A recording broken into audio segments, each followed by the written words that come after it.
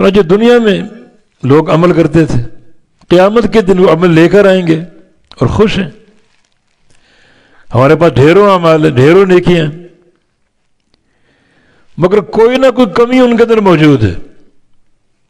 اللہ تعالیٰ کی طرف سے ایسے فیصلے صادر ہوں گے جو ان کی توقع کے خلاف۔ توقع کیا ہے؟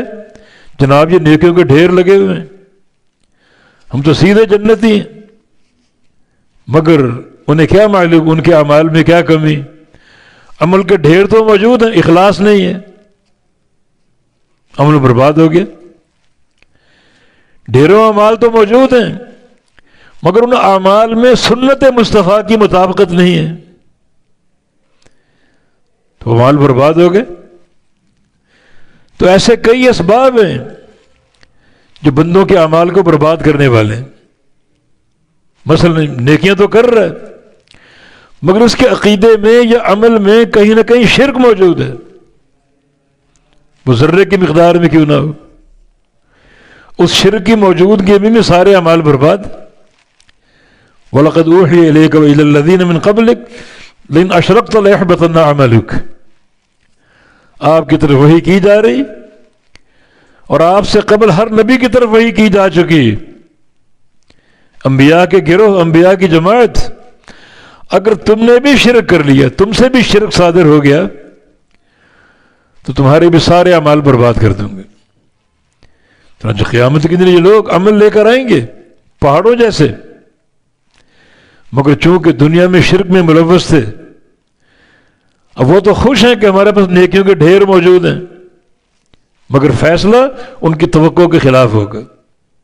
توقع تو یہ ہوگی کہ بے شمار نیکیاں ہیں، ہم سیدھے جنت میں جائیں گے، مگر کوئی نہ کوئی کمی کوتاہی موجود تھی، چنانچہ شرک ہو سکتا ہے، شرک کی موجودگی میں نیکیاں برباد ہو جاتی ہیں، بدعت ہو سکتی، بدعت کی موجودگی میں نیکیاں برباد ہو جاتی ہیں،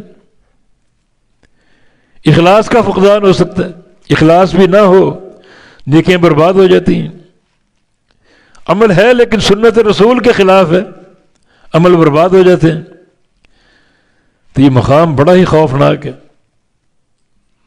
ہم دنیا میں عمل کر کے وہ قیامت کے دن لے کر اٹھیں گے، اللہ کا فیصلہ کیا ہمیں معلوم نہیں، اللہ کا فیصلہ ہماری توقعات کے برعکس ہوگا۔ توقع تو یہ ہے نا کہ ہمارے پاس بے شمار نیکیاں ہیں، مگر ان میں جو کمی وہ ہم نہیں جانتے، نبی علیہ السلام کی سنت کی کمی، اخلاص کی کمی، یا کوئی نہ کوئی شرک اندر موجود ہے جو اعمال کی قبولیت سے رکاوٹ بنا ہوا ہے، تو پھر یہ مقام بہت ہی خوفناک، ہیبت ناک۔ محمد بن منقدر رحمہ اللہ علماء تابعین میں سے، رات کا قیام کر رہے تھے، سورہ زمر پڑھ رہے تھے، پڑھتے پڑھتے آیت آ گئی وَبَدَا لَهُم مِّنَ اللَّهِ مَا لَمْ يَكُونُوا يَحْتَسِبُونَ، کہ لوگوں کے لیے قیامت کے دن اللہ تعالیٰ کی طرف سے وہ فیصلے صادر ہوں گے، جاری ہوں گے جن کی ان کو توقع نہیں ہوگی، ان کی توقع کے خلاف۔ توقع کچھ اور ہوگی، امید کچھ اور ہوگی، اور اللہ کے فیصلے کچھ اور ہوں گے۔ تو محمد بن منقدر اس آیت کریمہ کو پڑھ کر رونے لگے، اور خاموش ہی نہیں ہو رہے، خاموش ہی نہیں ہو رہے، روئے جا رہے ہیں، روئے جا رہے ہیں، حتیٰ کہ اہل خانہ پریشان ہو گئے۔ اس وقت ایک بڑے عالم اور زاہد موجود تھے، ابو حازم، کہ ان کو بلاؤ، وہ آ کے ان کو چپ کرائیں، ان کو تسلی دیں، رونے کا سبب معلوم کریں۔ ابو حازم آ گئے اور یہ روئے جا رہے ہیں۔ پوچھا کیوں رو رہے ہو؟ انہوں نے جواب دیا ان کو کہ رات ایک آیت میں نے پڑھی، اس آیت نے رلا دیا مجھے، آنسو تھم ہی نہیں رہے، اور یہ آیت یہ ہے وَبَدَا لَهُم مِّنَ اللَّهِ مَا لَمْ يَكُونُوا يَحْتَسِبُونَ، اور لوگوں کے لیے قیامت کے دن وہ فیصلے صادر ہوں گے جس کی ان کو توقع نہیں ہوگی۔ توقع تو نیکیوں کی ہوگی نا کہ ہم نے بے شمار نیکیاں کر رکھی، مگر جو کمی کوتاہی اس سے وہ آگاہ نہیں ہے۔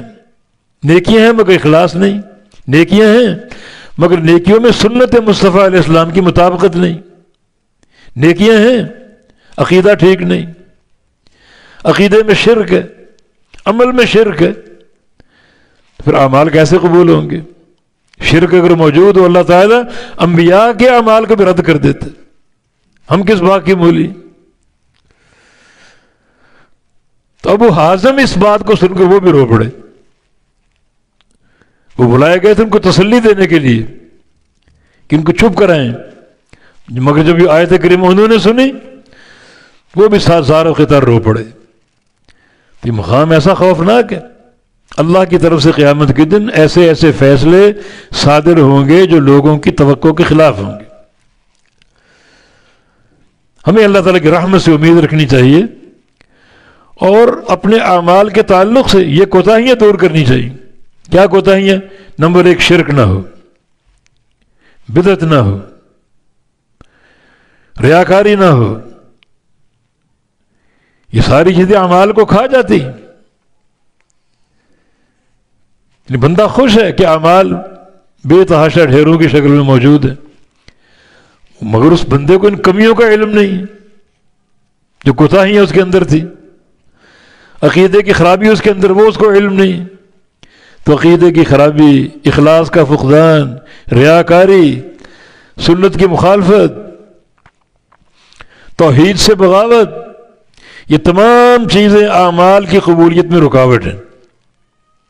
تبھی تو فرمایا کہ عاملۃ ناصبہ تصلی نارا حامیہ.